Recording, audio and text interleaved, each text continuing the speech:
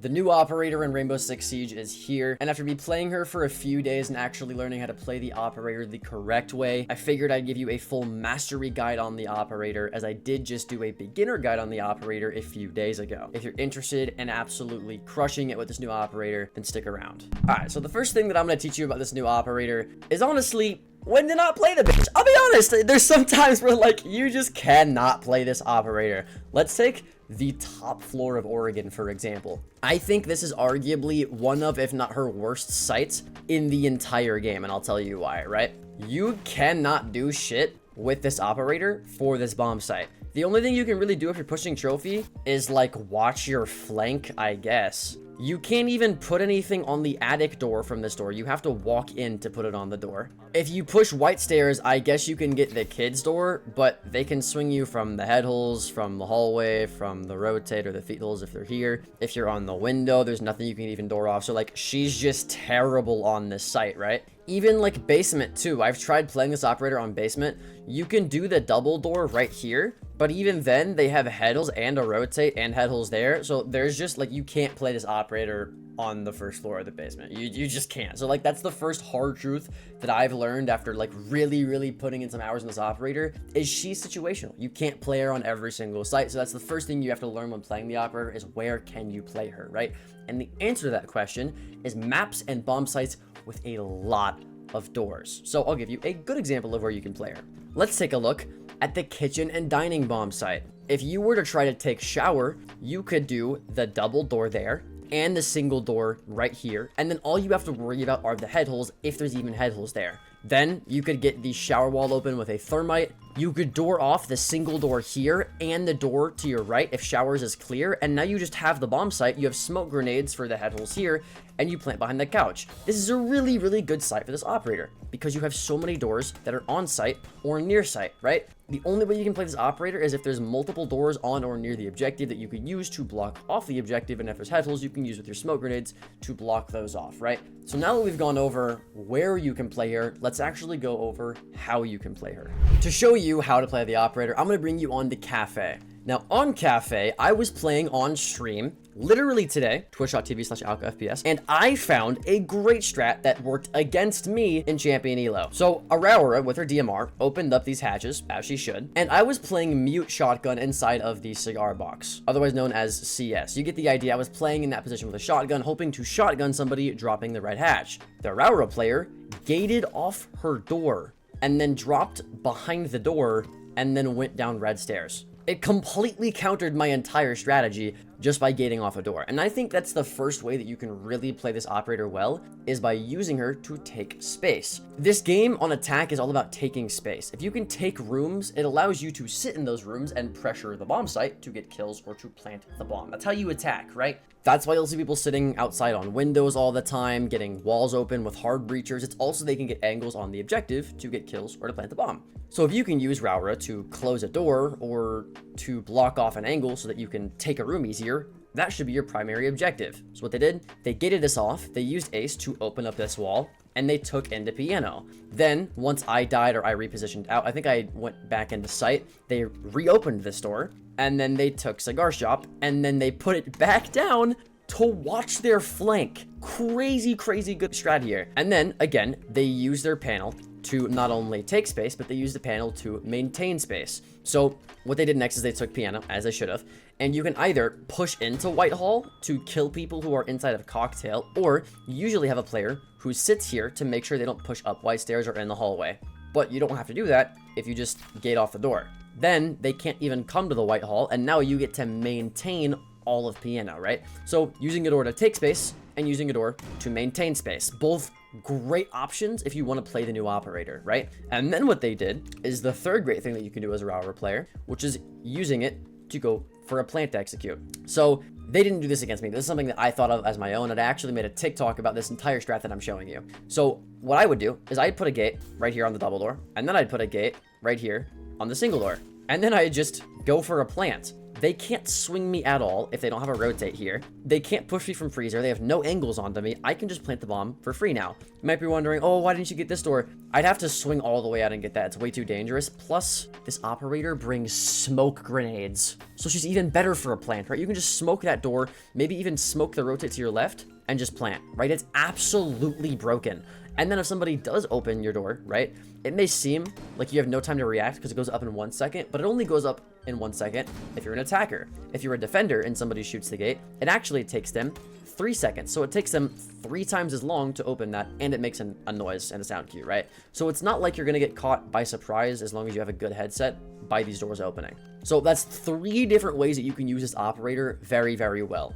To take space with cover, to maintain space for either a flank or just for maintaining a room, and then for a site execute. Now there's one way that I think you shouldn't be using this operator, and I'll go over that right now. And that way is to use her to hold flanks. Let's say I want to do a warehouse take and I'm going to end inside of command, or I'm going to end up going through IT and planting behind pillar. And I want to use my Rauora gates to hold flank, whether it be to put a door here, or to put a door here, or to put a door here, or both, right? This may seem like a good idea because now they can't flank you. But wasting 2 doors on a flank is really dumb, especially if that's the primary way that you're going to be using her, when in reality you could throw a gridlock track at this staircase and only use 1 piece of her utility and arguably do the job better, because look, they still have a window, and then now you only have 2 doors for sight, and if they have 1 person with impact grenades, you don't even have that, right? So in most places, because you have to use her gadget on doors and you can't use it on the staircase like you can with gridlock or nomad or zero,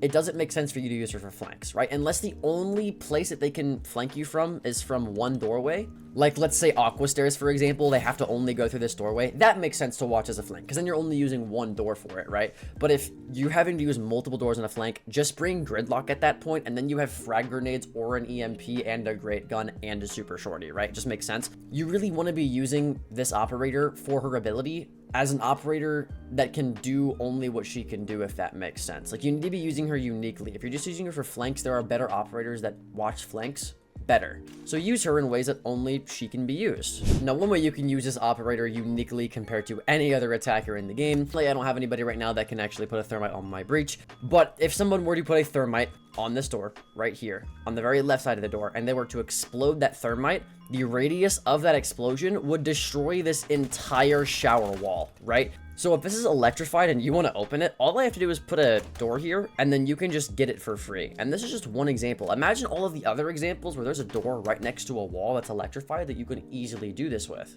I'm sure if you thought about it for like a few minutes, you could think of a lot of main site objective walls on some of the most popular maps in the game.